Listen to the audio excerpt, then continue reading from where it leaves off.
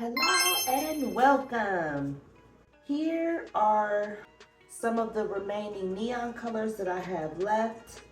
I decided to add this, I believe this is vermilion. I decided to add that as well as kind of like a primary red. And this isn't quite neon blue. I did add a few other colors in here as well, but it's still very close to neon blue or primary blue. So I'm gonna go ahead and use these 6 colors together. I've been thinking about if I want to mix up some white or not. I really do not feel like it. So I might use this light blue as sort of a contrasting color.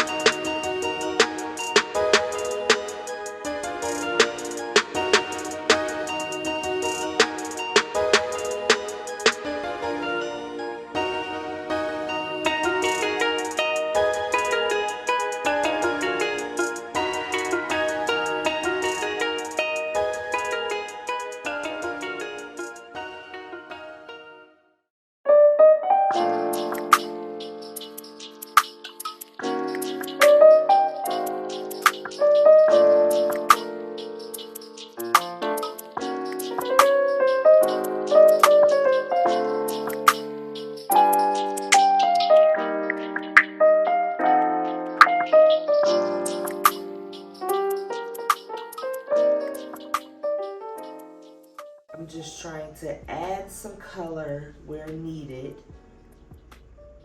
I wanted to break that purple up a bit, and then this needed some purple on this side. This needs some green. The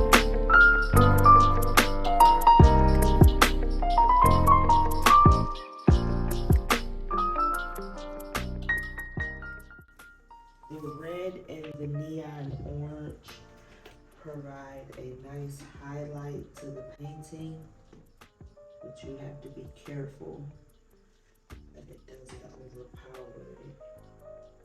So that's why I stretch most of that off there.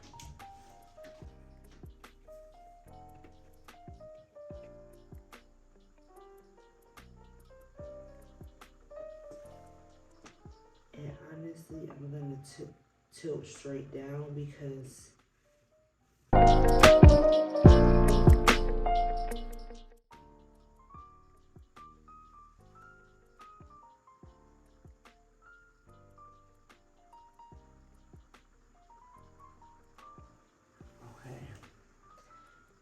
noticing that it's really not that much paint left on the canvas, and I still have to stretch this way.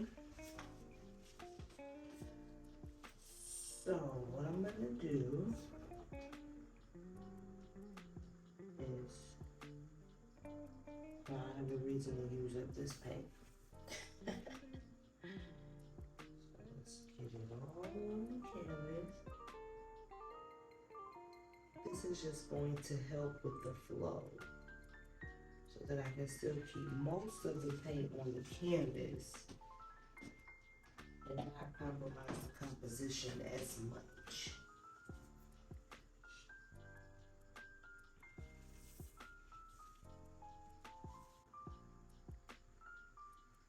This is what you would call a leftover board. As a matter of fact, just in case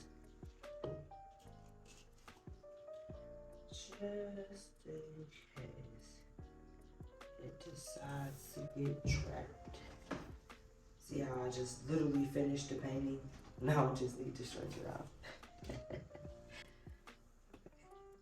Oh, you see how that, did you really see how that ran over there like that? Oh no. Oh, I didn't expect that to happen. Look, now I have this. Oh no. Can I save it?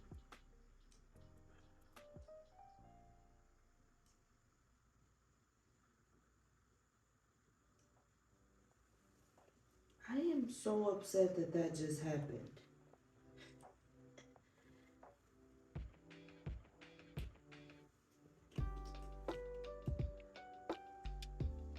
And then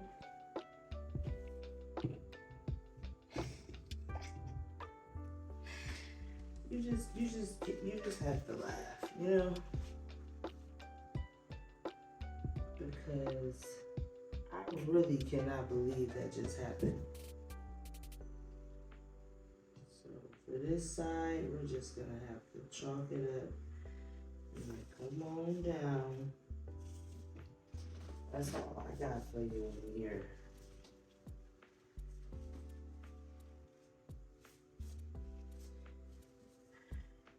Y'all should see me shaking my head right now. This is crazy. When I was stretching it out, right? Okay. Let me clean this one first. Because I'm really feeling some kind of. So I put the paint here, I put the paint there because I wanted it to save the composition as much as I can, or save the paint that was the remaining paint that was on the canvas, the little bit that is left on the canvas. Look at that. I can barely get that to come down.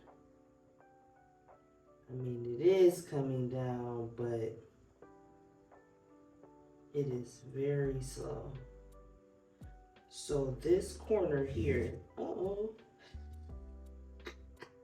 I just cannot get it together.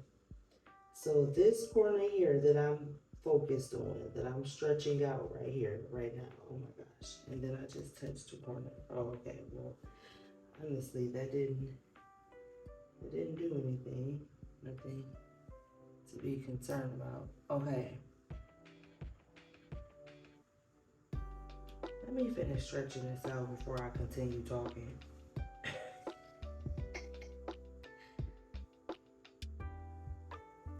Because this is crazy. Okay.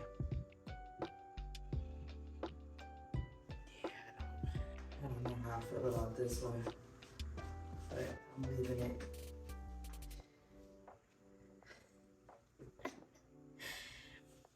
Okay, so remember, I added the paint here and I added the paint here. And I did that so that I didn't have to stretch it out as much and save the remaining paint on the canvas. So when I picked up the canvas and I started tilting this way first, this side flew this way.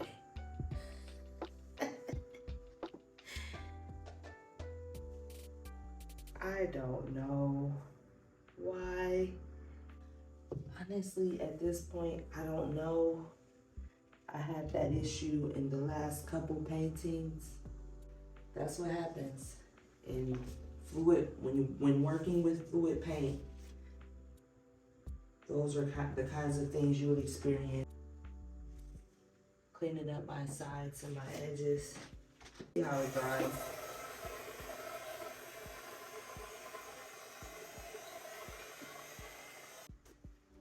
We have Cat here. Got it. That's why I have tweezers. I think I purchased them for like $1. Bring you guys in for a close-up. I'm ready for my close-up, Mrs. DeVille. Here it is. Wow.